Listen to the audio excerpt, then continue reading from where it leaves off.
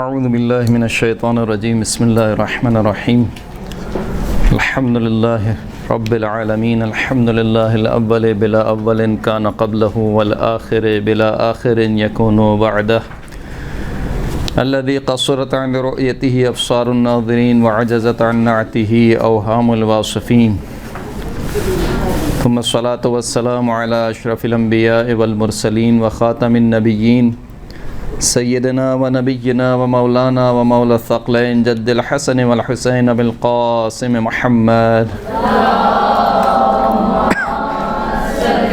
صلی اللہ علیہ محمد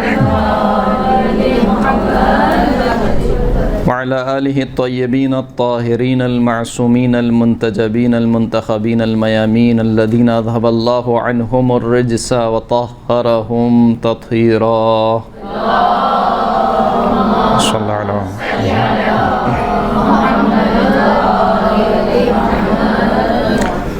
واللعنۃ الدائمۃ علی اعدائہم اجمعین اما بعد فقد قال رسول اللہ صلی اللہ علیہ وآلہ صلاة فی مسجدی ھذا خیر من الف صلاة مما سواہ الا المسجد الحرام۔ سرکار ختمی مرتبت حضرت محمد مصطفیٰ صلی اللہ علیہ وآلہ وسلم صلی اللہ علیہ وسلم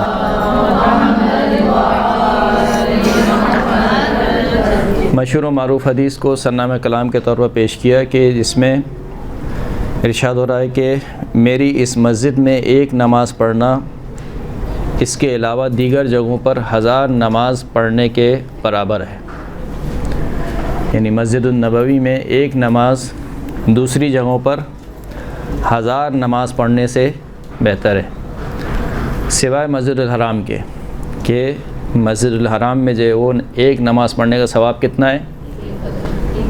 1,00,000 نماز پڑھنے کے برابر۔ مسجد النبوی میں 1000 برابر اور مسجد الحرام میں 1,00,000 نماز پڑھنے کا ثواب ہے۔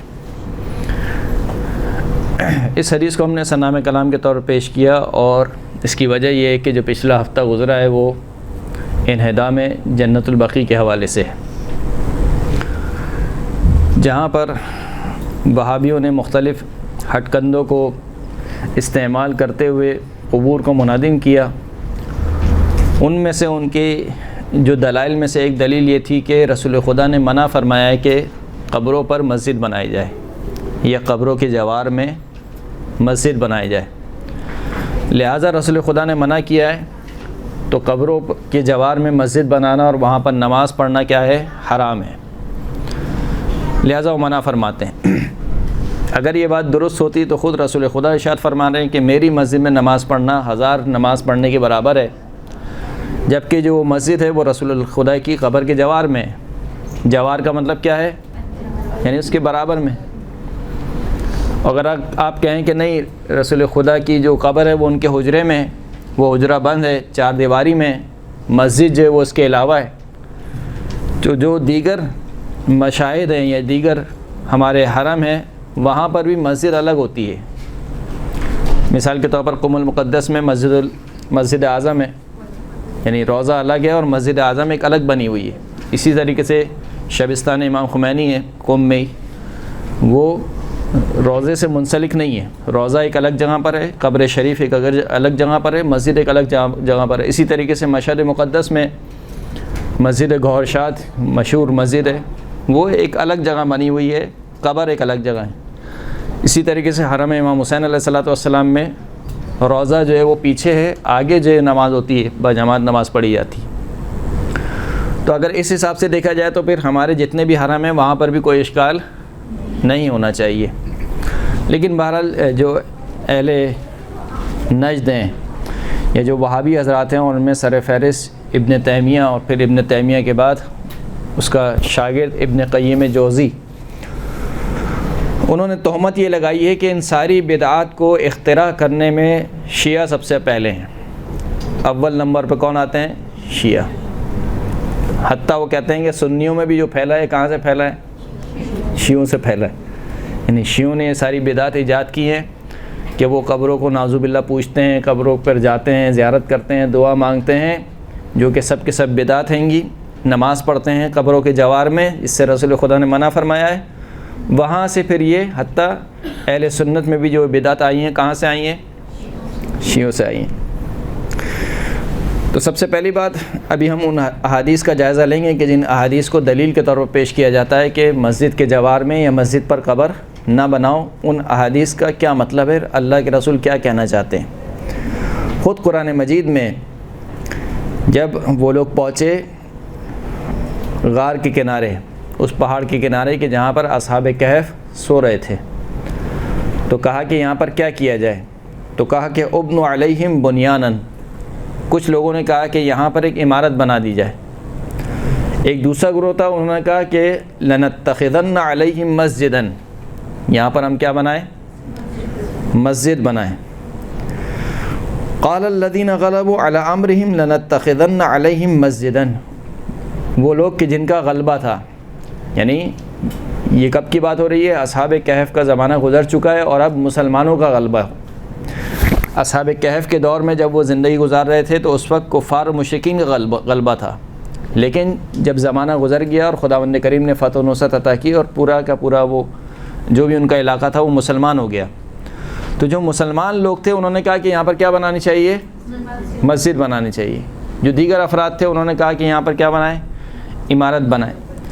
اللہ نے منع نہیں فرمایا یا رسول اللہ نے منع نہیں فرمایا کہ نہیں یہ تو شرک کا کام ہے یہاں پر مسجد بنانا یا کوئی عمارت بنانا۔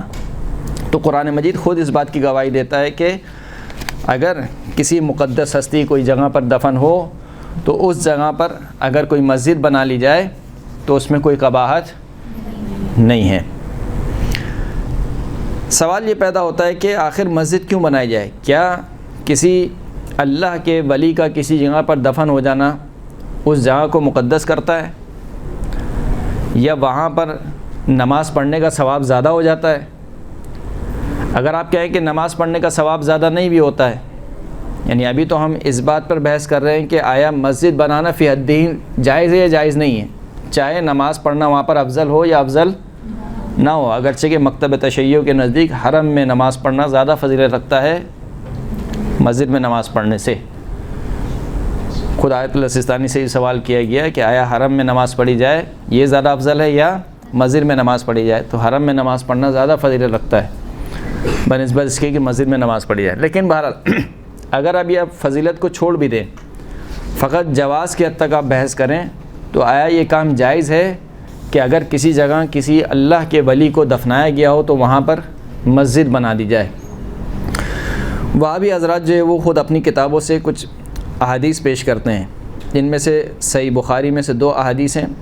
کہتے ہیں کہ لما مات الحسن بن الحسن ابن علی ضربت امرأته القبة على قبره سنة ثم رفعت فسمعوا صالحا يقول ألا هل وجدوا ما فقدوا فأجابه الآخر بل يئسوا فانقلبوا، کہ جب حسن ابن علی یعنی حسن مصنع کی بات ہو رہی ہے،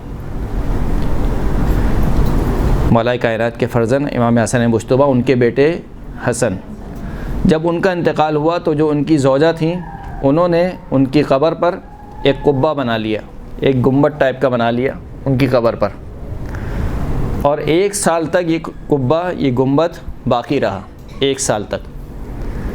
پھر اس کے بعد خود انہوں نے اس قبے کو ہٹا لیا، تو ایک صالح شخص کی آواز کو لوگوں نے سنا۔ اب یہ صالح شخص کون ہے نہیں معلوم کسی کو بھی، صرف ایک صالح کا نام آیا کہ ایک صالح شخص کی آواز کو لوگوں نے سنا کہ الا هل وجدوا ما فقدوا، کہ جو چیز یہ کھو چکے ہیں کیا انہوں نے اس کو پا لیا؟ یعنی کہنے کا مقصد یہ تھا کہ جو ان کا مرنے والا مر گیا تھا، کیا 1 سال یہاں پر قبہ لگانے سے ان کو وہ مل گیا، دوبارہ پلٹ آیا؟ فَأَجَابَهُ الْآخَرُ، تو دوسرے شخص نے جواب دیا بل يَئِسُوا فَانْقَلَبُوا، بلکہ وہ مایوس ہو گئے اور پھر اس کے بعد یہاں سے چلے گئے۔ یعنی گویا روایت یہ کہنا چاہ رہی ہے کہ جو حسن مصنع کی زوجہ تھیں انہوں نے اس امید سے قبہ لگایا کہ شاید یہ جو مرنے والا ہے یہ دوبارہ پلٹ آئے گا، لہٰذا جب 1 سال تک یہ قبہ لگا رہا اور ان کا مرنے والا واپس نہیں آیا تو کہا کہ یئسو، وہ نا امید ہو گئی، اور پھر اس کے بعد انہوں نے اس قبے کو ہٹا لیا۔ پہلی بات تو یہ۔ اس روایت کو اگر دیکھا جائے تو سب سے پہلے جو اس میں کہا گیا کہ ایک صالح شخص کو سنا گیا ہے، صالح شخص کون ہے اس کا نام نہیں پتہ، پھر کس نے جواب دیا اس کا نام بھی نہیں معلوم۔ دوسرا، قطعاً جب قبہ لگایا گیا تو اس نیت سے نہیں لگایا گیا کہ یہ جو مرنے والا ہے دوبارہ پلٹ آئے گا۔ یہ تو سب کو معلوم ہے کہ جو مر جاتا ہے وہ دوبارہ لوٹ کے نہیں آتا ہے، یعنی یہ کوئی پہلا شخص نہیں تھا کہ جو مرا تھا، خاندان کے اور فرد بھی مرے تھے، ہے یا نہیں ہے؟ اور دیکھ رہے ہیں اپنے سامنے کہ لوگ مر رہے ہیں اور جو مر جاتا ہے وہ واپس نہیں آتا۔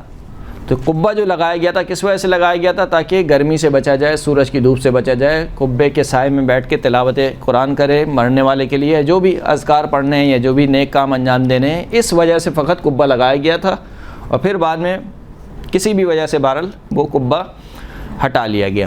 تو یہ پہلی روایت۔ دوسری روایت صحیح بخاری کی، لعن اللہ الیہود والنصارى اتخذوا قبور انبیائہم مسجدا، اللہ نے یہود اور نصارہ پر لعنت کی ہے کہ انہوں نے اپنی انبیاء کے قبور کو مسجد بنا لیا۔ کیا کر لیا؟ انبیاء کی قبور کو مسجد بنا لیا۔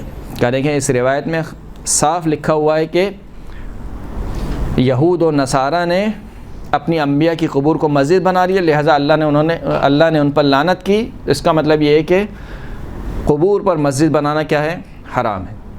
قالت عائشہ، زوجہ رسول کہتی ہیں کہ لولا ذالک لابرزوا قبرہ غیر انی اخشی ان یتخذ مسجدا، اگر یہ بات نہ ہوتی تو ہم قبر رسول کو ظاہر کرتے۔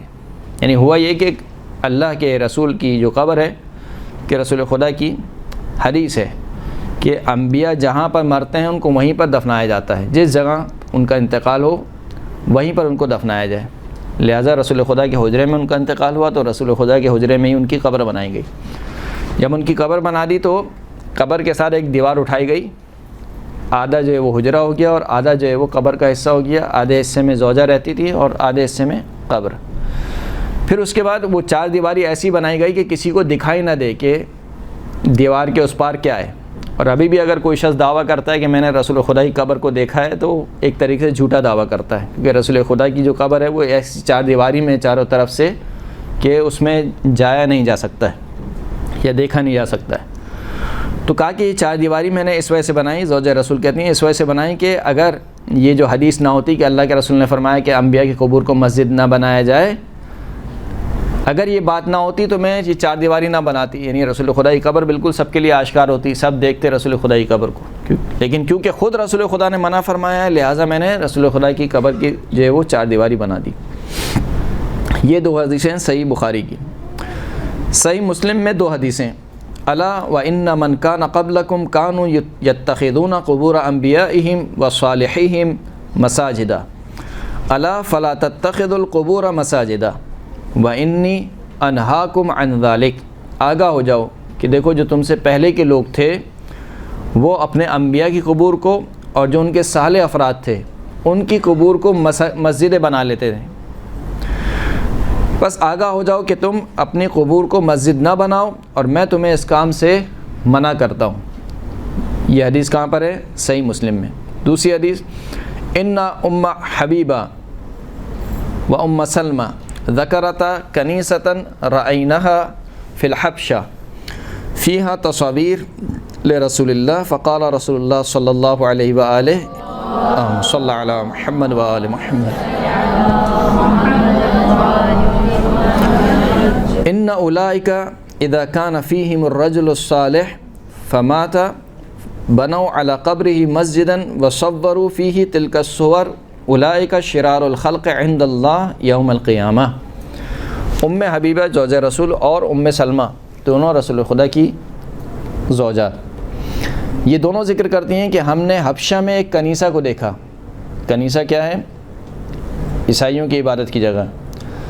ہم نے حبشہ میں ایک کنیسہ دیکھا کہ جس میں انبیاء کی تصاویریں رکھی ہوئی تھیں۔ اب یہاں پر تصاویر سے مراد مجسمہ ہے، یعنی یہ تصاویر ظاہر سی بات ہے تصویریں جو ہے وہ ابھی وجود میں آئی ہیں، اس دور میں نہ کوئی کیمرہ تھا نہ جو ہے وہ کوئی فوٹوگرافی وغیرہ نہیں ہوتی تھی، وہاں پر تصویر سے مراد کیا ہے؟ مجسمہ۔ یعنی ہم نے وہاں پر کنیسہ میں دیکھا ہے کہ اللہ کے انبیاء کے وہاں پر مجسمے رکھے ہوئے تھے، جیسے کہ بات نکلی ہے تو میں ایک اور روایت کا آپ کو حوالہ دے دوں کہ امام حسن مجتبیٰ علیہ الصلوۃ والسلام صلی اللہ علیہ محمد روم کے بادشاہ کو جب معلوم ہوا کہ دو افراد ہیں جو خلافت کے معاملے میں لڑ رہے ہیں، ایک امیر شام ہے اور ایک مولا کائنات، تو روم کے بادشاہ نے خط لکھا کہ تم دونوں اپنے اہل بیت میں سے جس کو تم سمجھتے ہو کہ سب سے زیادہ علم ہے اس کو میرے پاس بھیجو۔ تو امیر شام نے اپنے بیٹے کو بھیجا یزید کو، اور مولا کائنات نے اپنے بیٹے فرزند مبارک امام حسن مجتبیٰ کو بھیجا۔ دونوں آئے کہ ہم جو ہے وہ یہ جو ہے وہ یزید کا نمائندہ ہے، میں جو ہے امام مولا کائنات کا نمائندہ ہوں۔ کہا کہ میرے کچھ سوالات ہیں، اس کے جوابات دے دو۔ تو پہلے یزید کو بلایا اور پھر اس نے 313 صندوق نکالے، ان صندوق میں مجسمے رکھے ہوئے تھے۔ یزید سے پوچھا کہ یہ کس کا مجسمہ ہے؟ کہا نہیں معلوم۔ کہا یہ کس کا مجسمہ ہے؟ کہا نہیں معلوم۔ کہا یہ کس کا مجسمہ ہے؟ کہا نہیں معلوم۔ اسی طریقے سے وہ پوچھتا گیا، وہ کہتا گیا نہیں معلوم۔ امام حسن مجتبیٰ سے پوچھا، کہا کہ یہ کس کا مجسمہ ہے؟ کہا کہ یہ ہمارے جد حضرت آدم علیہ السلام کا مجسمہ ہے۔ پھر کہا کہ یہ کس کا مجسمہ ہے؟ کہا یہ حضرت نوح علیہ السلام کا مجسمہ ہے۔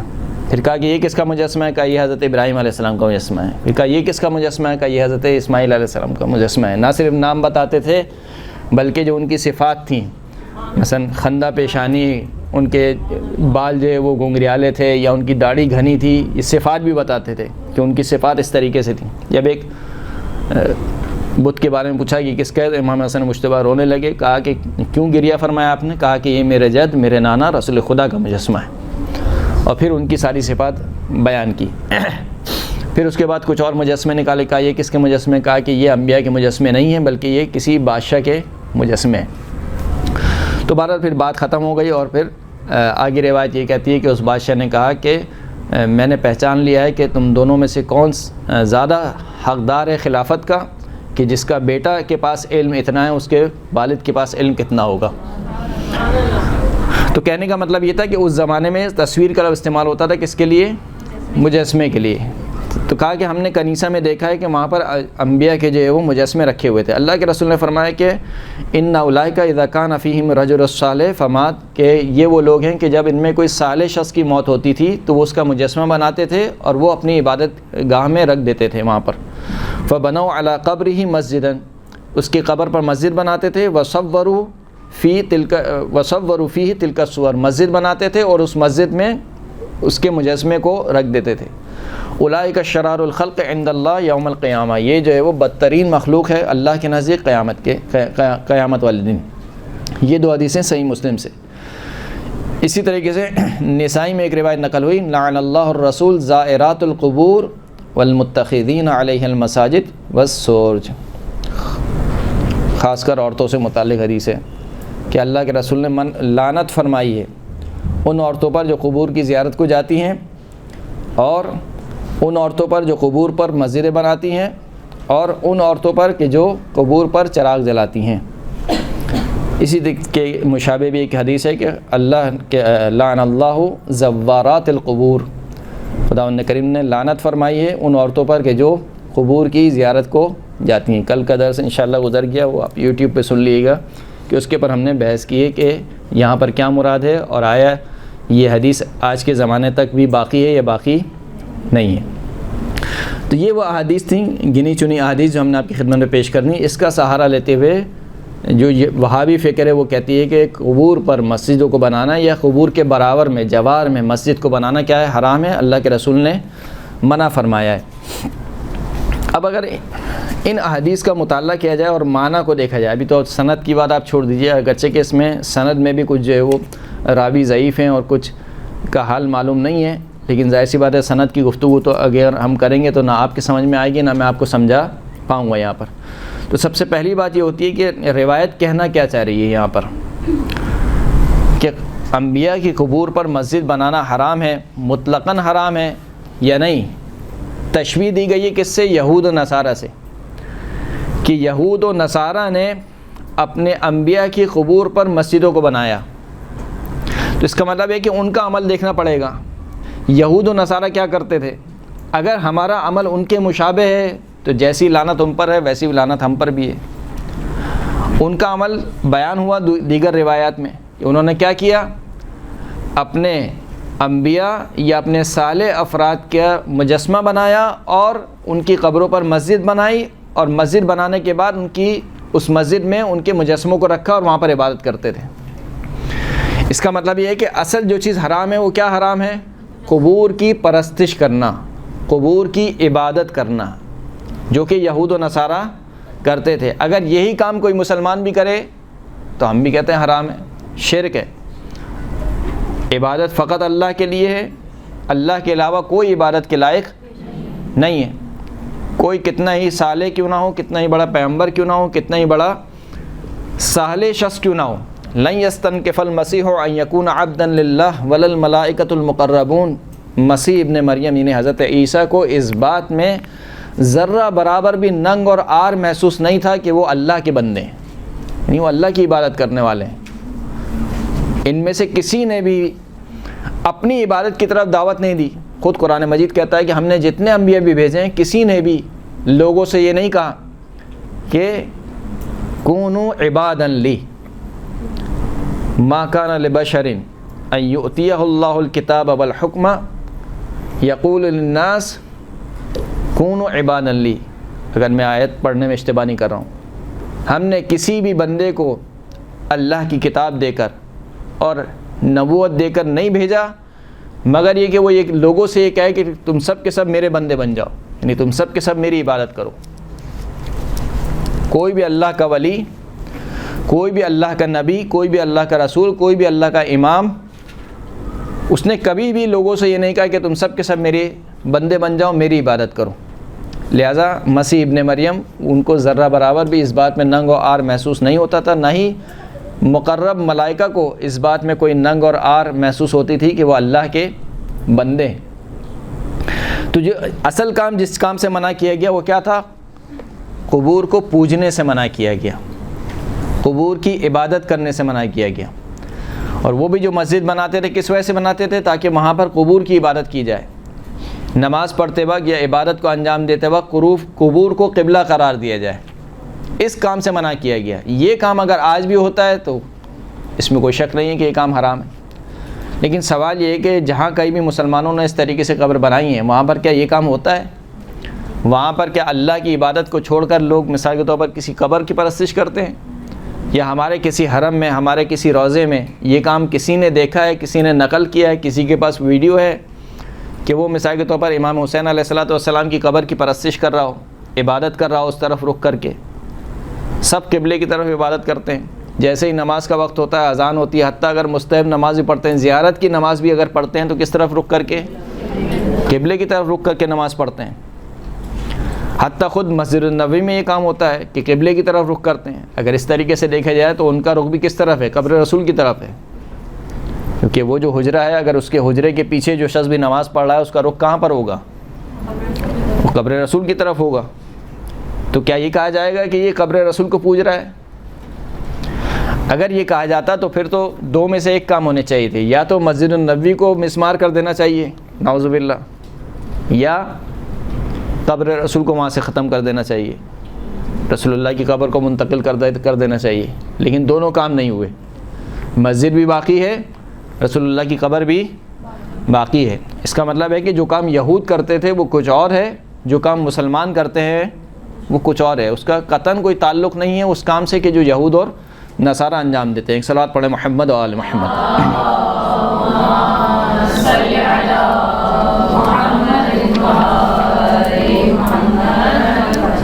پھر ان میں سے سب سے پہلی حدیث ہے وہ خود جواز پر دلالت کرتی ہے، جو ہم نے آپ کی خدمت میں پیش کی کہ حسن مثنیٰ کی جو زوجہ ہیں انہوں نے 1 سال تک قبہ بنائے رکھا، جبکہ یہودی کہتے ہیں کیا؟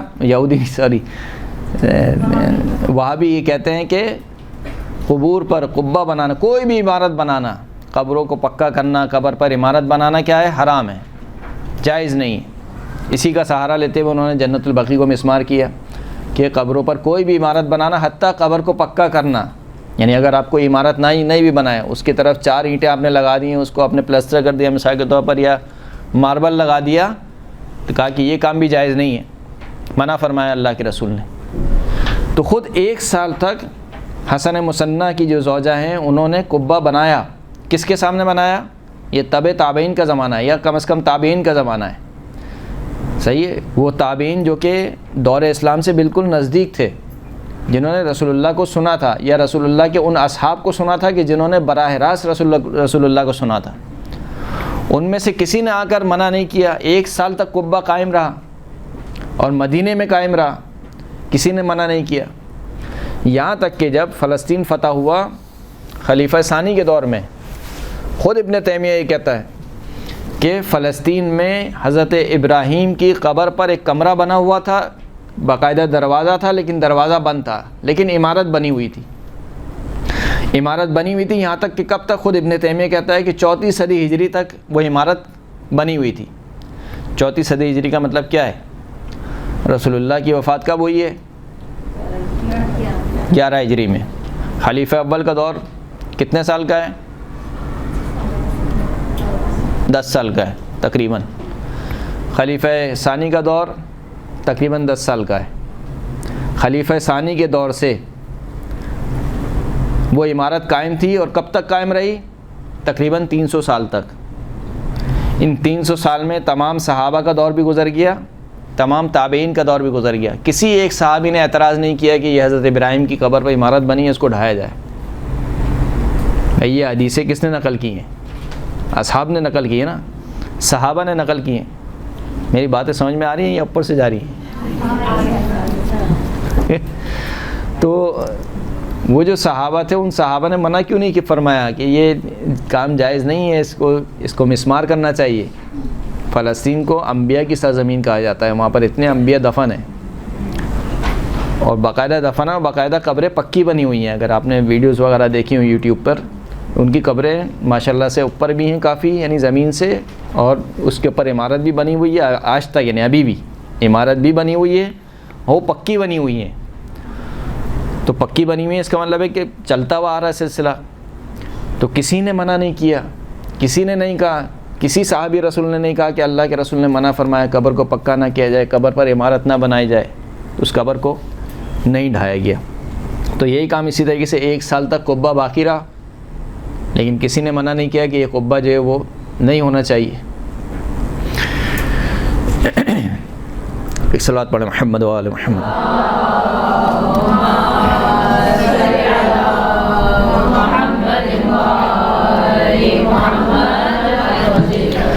اصل مطلب یہی ہے کہ اللہ کے رسول نے، اگر روایت کی سند بھی صحیح ہو، تو اللہ کے رسول نے منع فرمایا کہ قبروں کی عبادت نہیں کی جائے، یعنی قبروں کو بت نہ بنایا جائے، اللہ کی عبادت کو چھوڑ کر ان قبروں کی عبادت نہ کی جائے۔ یہ اصل مقصد ہے ان احادیث کا، نہ کہ اللہ کے رسول نے منع فرمایا ہو کہ کسی قبر پر مثال کے طور پر مسجد نہ بنائی جائے۔ اگر ایک مسجد بنتی ہے، اس میں اللہ کی عبادت ہوتی ہے، اور اللہ نے جو قبلہ معین کیا ہے اسی کی طرف رک کر کے لوگ نماز پڑھتے ہیں، تو اس میں کوئی حرج نہیں ہے۔ جیسے کہ خود احادیث بھی اسی بات پر دلالت کر رہی ہیں، ان اولئک اذا کان فیہم الرجل الصالح فمات بنوا علی قبرہ مسجدا وصوروا فیہ تلک التصاویر۔ خود اس حدیث میں کیا کہا کہ ان میں سے جب کوئی صالح بندہ مرتا تھا تو اس کی قبر پر مسجد بناتے تھے، اس مسجد میں اس کا مجسمہ رکھتے تھے۔ اس کا مطلب خود حدیث یہ کہہ رہی ہے کہ کیا کام ہوتا تھا، وہ خود اس قبر کی پرستش کرتے تھے، اس مجسمے کی پرستش کرتے تھے، یہاں تک کہ احمد ابن حنبل نے اس روایت کو نقل کیا کہ اللہم لا تجعل قبری وثنا یعبد۔ اللہ کے رسول نے فرمایا کہ پروردگار میری قبر کو ایسا بت نہ بنا کہ جس کی پرستش کی جائے۔ اس کا مطلب ہے کہ اصل دغدغہ، یعنی اصل مشکل کیا ہے؟ اصل مشکل یہ ہے کہ اگر قبر کی پرستش کی جائے، قبر کو بت نما بنا کر اس کے سامنے پوجا کی جائے، یہ کام حرام ہے، شرک ہے، اور یہ ہم بھی مانتے ہیں، سب مانتے ہیں، سارے مسلمان مانتے ہیں، اس پر اتفاق ہے۔ لیکن اگر یہ کام نہیں ہوتا ہے کسی جگہ پر، تو پھر یہ جو روایت ہیں یہ ناظر نہیں ہے کہ ابھی بھی جو مسجدیں بنی ہوئی ہیں، جو حرم میں مسجدیں بنی ہوئی ہیں، ان کو ڈھانٹ دینا چاہیے، یا وہ رسول خدا کی تعلیمات کے برخلاف ہیں۔ جیسے خود ایک حدیث جو ہم نے آپ کی خدمت میں پیش کی، اس میں زوجہ رسول کیا کہتی ہیں کہ لولا ذالک لابرزوا قبرہ، اگر یہ کام نہ ہوتا تو رسول خدا کی قبر بالکل ظاہر ہوتی ہے، ہر شخص اس کو دیکھتا، غیر انی اخشی ان یتخذ مسجدا، مگر یہ کہ مجھے خوف ہے کہ خود قبر رسول کو مسجد بنا لیا جائے۔ قبر رسول کو مسجد بنانے کا مطلب کیا ہے؟ یعنی قبر رسول کی عبادت کی جائے۔ اللہ کی عبادت کو چھوڑ کر خود قبر کی طرف عبادت کی جائے، جبکہ ہمارے یہاں تشیع میں کیا حکم ہے؟ حتیٰ سجدہ تعظیمی بھی کرنا جائز نہیں ہے، جو افسوس کے ساتھ کہنا پڑتا ہے کہ بعض شیعہ حضرات جو کہتے ہیں کہ سجدہ تعظیمی جو ہے وہ جائز ہے، وہ سجدہ کرتے ہیں تعظیم کی خاطر، اور اس کے لیے دلیل لے کر آتے ہیں کس کی؟ کہ ملائکہ نے سجدہ کیا کس کو؟ حضرت آدم کو، تو ان کا سجدہ تعظیمی تھا۔ کہا دیکھیں وہاں پر خود خدا کہہ رہا ہے کہ آدم کو سجدہ کرو، اور آدم کی ظاہر سی بات ہے عبادت تو نہیں کروا رہا تھا خداوند کریم، تو آدم کی تعظیم کروا رہا تھا۔ اس کا مطلب ہے کہ سجدہ تعظیمی کیا ہے؟ جائز۔ اسی طریقے سے یوسف علیہ السلام کے جو بھائی جب جناب یوسف پلٹے تو انہوں نے کیا کیا؟ سب کے سب سجدے میں گر گئے۔ تو کہا کہ یہاں پر بھی کیا کوئی کہہ سکتا ہے کہ انہوں نے حضرت یوسف کی عبادت کی؟ کہا نہیں، عبادت نہیں کی تھی، پھر کیا کیا تھا؟ کہا تعظیم کی تھی۔ تو یہ دو دلیلیں لا کر کہتے ہیں کہ دیکھیں خود قرآن میں موجود ہے اور خود، جبکہ روایت اس کے برخلاف ہیں، یعنی اہل بیت اطہار سے جو ہم تک روایتیں پہنچی ہیں وہ یہ کہ سجدہ فقط کس کے لیے ہے؟ خداوند کریم کے لیے۔ حتیٰ 2 رکعت نماز جو آپ پڑھتے ہیں زیارت وارثہ کے بعد، قبر امام حسین علیہ السلام، خداوند کریم سب کو زیارت نصیب کرے، وہاں پر جو آپ 2 رکعت نماز پڑھتے ہیں، 2 رکعت نماز کے بعد آپ سے ایک دعا منگوائی جاتی ہے۔ وہ دعا کیا ہے؟ پروردگار میں نے یہ 2 رکعت نماز پڑھی ہے جو کہ میری جانب سے ہدیہ ہے حضرت ابا عبداللہ کے لیے، اور میں گواہی دیتا ہوں کہ ان الصلاۃ والرکوع والسجود لک، میں گواہی دیتا ہوں کہ یہ نماز پڑھنا، یہ سجدہ کرنا، یہ رکوع کرنا فقط و فقط تیرے لیے۔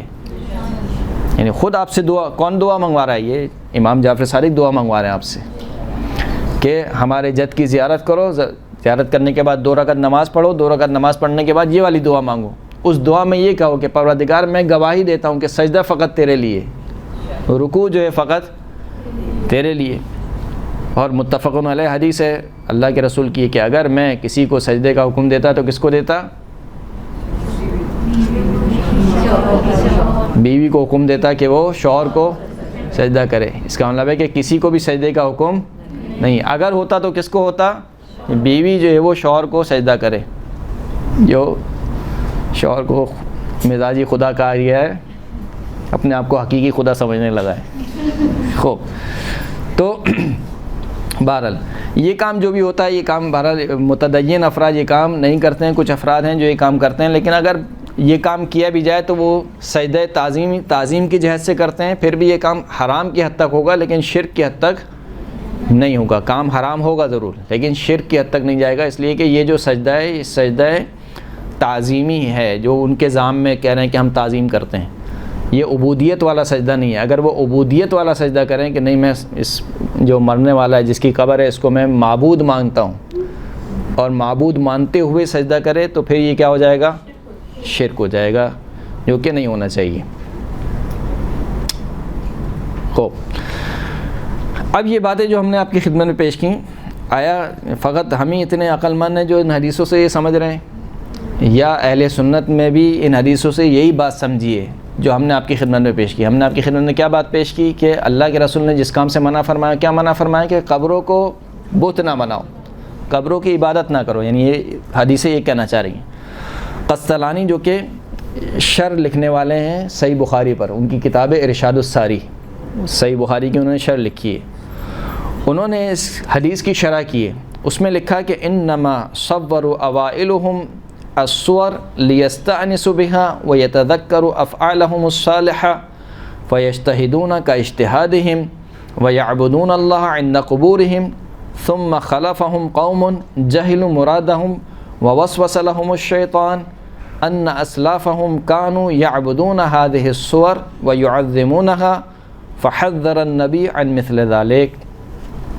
شرح کرتے ہوئے لکھتے ہیں کہ جو یہود و نصارہ کے آباء و اجداد تھے وہ کیا کرتے تھے؟ وہ یہ مجسمے بناتے تھے، اور مجسمے بنانے کی علت کیا تھی؟ تاکہ وہ ان سے یعنی ایک یاد تازہ رہے، یعنی ایک صالح بندہ، ایک نبی ہمارے درمیان سے گزر گیا ہے، اس کا ہم نے مجسمہ بنایا ہے تاکہ اس کی یاد کیا ہے؟ تازہ رہے۔ جیسے ہم تصاویر وغیرہ رکھتے ہیں مثال کے طور پر، اگر کوئی شخص دنیا سے چلا جاتا ہے، کسی کا بیٹا، کسی کا باپ، کسی کی ماں، والدہ وغیرہ، تو ہم تصویر رکھتے ہیں کہ یہ اس کی ایک یادگار رہے۔ تو ایک یادگار کے طور پر وہ مجسمے بناتے تھے، اور وہ یاد کرتے تھے ان کے افعال کو یاد کرتے تھے کہ کتنا صالح بندہ تھا، کس قدر اللہ کی عبادت کیا کرتا تھا، تو وہ اسی طریقے سے ان کی قبروں پر اللہ کی عبادت کرتے تھے۔ لیکن جب ان کے بعد والے آئے، یعنی ایک نسل چلے گئی، نسل کے بعد جب دوسری نسل آئی تو وہ یہ سمجھے کہ نہیں، وہ انہی کی عبادت کیا کرتے تھے، یعنی یہ جو بت انہوں نے لگائے ہوئے بنائے ہوئے ہیں، وہ یہ سمجھے کہ یہ انہی کی عبادت کرتے ہیں، انہی سے دعا کرتے ہیں، انہی سے مانگتے ہیں، لہٰذا وہ انہی بتوں کی عبادت کرنے لگے۔ لہٰذا اللہ کے رسول نے منع فرمایا کہ دیکھو تم یہود و نصارہ کی طرح اپنی قبروں کو مسجد نہ بناؤ۔ تو اس کا مطلب ہے کہ ہم جو سمجھے ہیں وہی کون سمجھا ہے؟ قسطلانی سمجھے ہیں، جو شرح لکھنے والے ہیں، اسی حدیث کی شرح لکھنے والے ہیں۔ یہاں تک کہ جہاں کہتے ہیں کہ قال البیضاوی لما كانت اليهود والنصارى يسجدون لقبور الانبیاء تعظیما لشأنهم ويجعلونها قبلة يتوجهون في الصلاة نحوها واتخذوها اوثانا منع المسلمون في مثل ذلك۔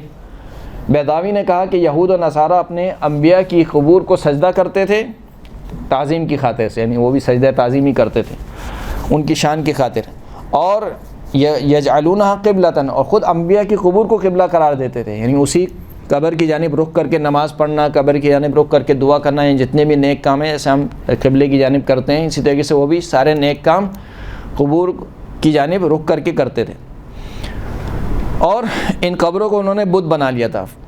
تو اسی وجہ سے مسلمانوں کو منع کیا گیا کہ وہ یہ کام نہ کریں، یعنی یہ کام نہ کریں، یعنی جس طریقے سے یہود و نصارہ بتوں کی طرف رخ کر کے عبادت انجام دیتے ہیں قبروں کی طرف، تم بھی قبروں کی طرف رخ کر کے عبادت انجام نہ دو۔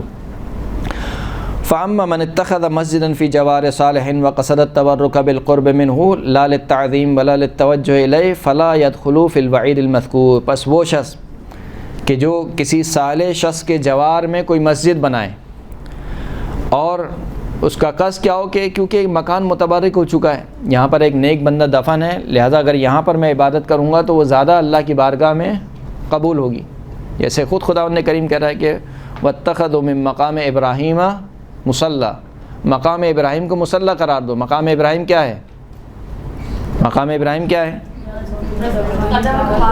ہاں، خانہ کعبہ کے سامنے وہ قدم مبارک جس پتھر پر کھڑے ہو کے حضرت ابراہیم نے خانہ کعبہ کی تعمیر کی، خود اس جگہ کو خداوند کریم کہہ رہا ہے کہ اس کو کیا کرو؟ مصلی بناؤ، یعنی یہاں پر نماز پڑھو ادھر۔ اس کا مطلب ہے کہ اگر اللہ کا ولی کسی جگہ پر فوت ہو جاتا ہے یا کسی جگہ پر دفن ہو جاتا ہے یا کوئی جگہ اللہ کے ولی سے منسوب ہو جاتی ہے تو وہ جگہ متبرک ہو جاتی ہے، ایسا ہے یا نہیں؟ سارے مسلمانوں کو حکم دیا قیامت تک جو بھی حج پہ جائے گا وہ صفا اور مروہ کے درمیان کیا کرے گا؟ صحیح کرے گا۔ وہ صحیح کس نے کی تھی؟ جناب حاجرہ نے کی تھی، لیکن آپ جب صحیح کرتی ہیں یا کریں گی انشاءاللہ جا کر تو کیا نیت کریں گی؟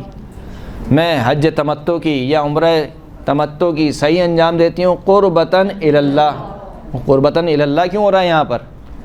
اس لیے کہ یہ مقام اب متبرک ہو گیا ہے۔ کس وجہ سے متبرک ہو گیا ہے؟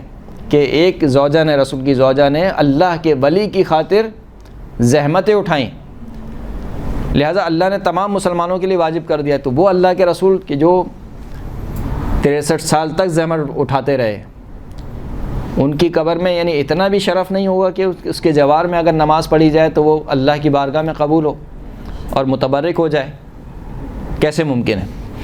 تو کہا کہ اگر کوئی شخص کسی صالح شخص کے جوار میں قبر بناتا ہے اور اس کا جو نیت ہے وہ تبرک کی نیت ہے، تعظیم و توجہ کی نیت نہیں ہے، تو یہ ان حدیث میں شامل نہیں ہوگا۔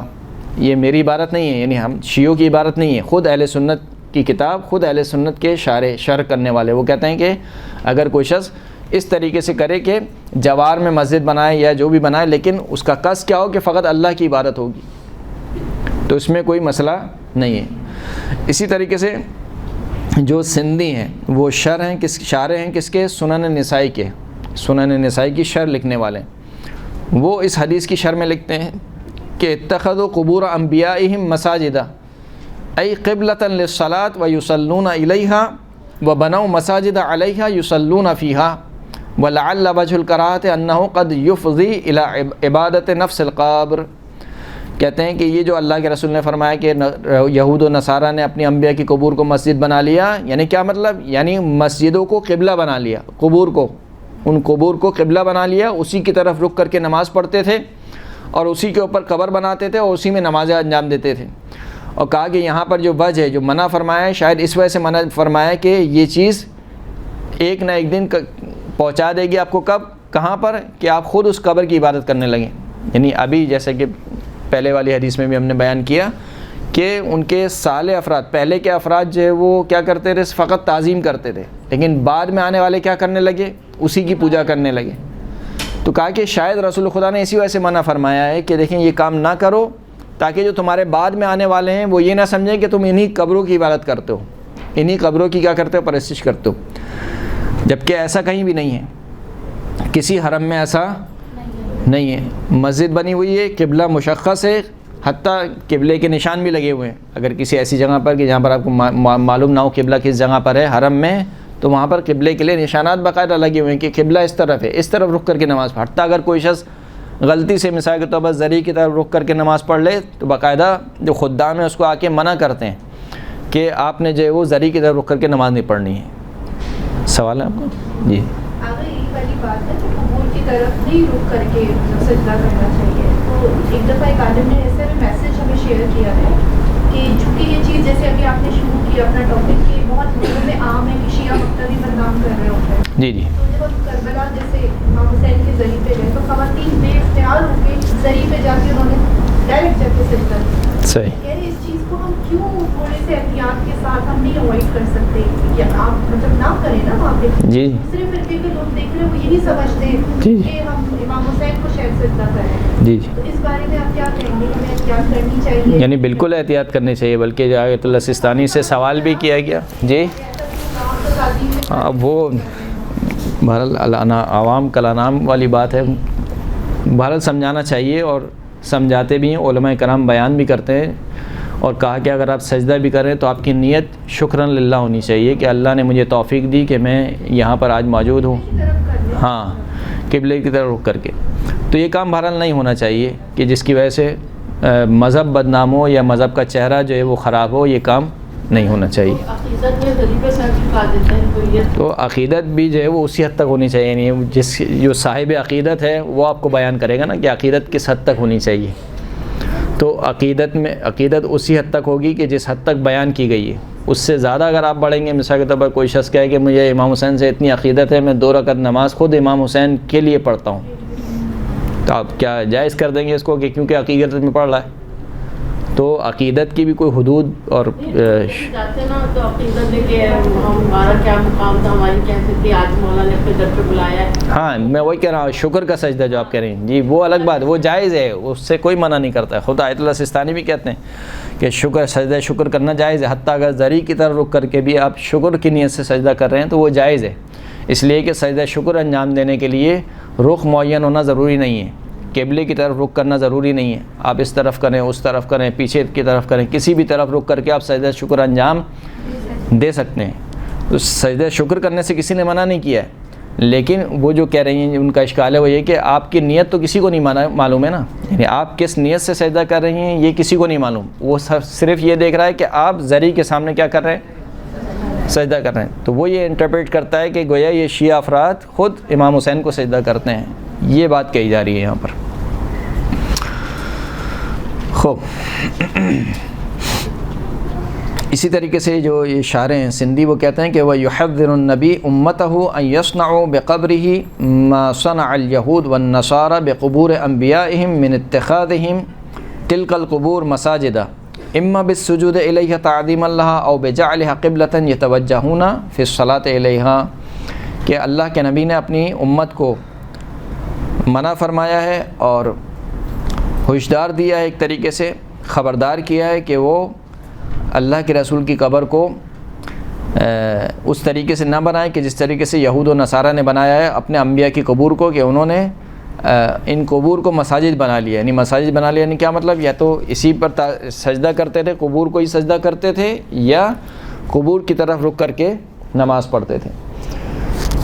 اور اسی طریقے سے دیگر جو شارح حدیث ہیں انہوں نے بھی یہی بیان کیا ہے کہ یہاں پر جو اصل مراد ہے وہ اصل مراد کیا ہے کہ اگر ان قبور کو بت بنا لیا جائے، ان قبور کی پرستش کی جائے تو یہ کام حرام ہے. لیکن اگر یہ کام نہ ہو، کسی صالح شخص کے جوار میں یا اس کے قبر پہ ہی اگر مسجد بنا لی جائے لیکن خود اس قبر کی پرستش نہیں کی جاتی، بلکہ نماز پڑھی جاتی ہے قبلے کی طرف رخ کر کے، اس قبر کے جوار میں بیٹھ کے لوگ دعا پڑھتے ہیں، زیارت پڑھتے ہیں، قرآن پڑھتے ہیں، تو اس میں کوئی حرج نہیں ہے۔ ایک صلوات پڑھیں محمد و آل محمد۔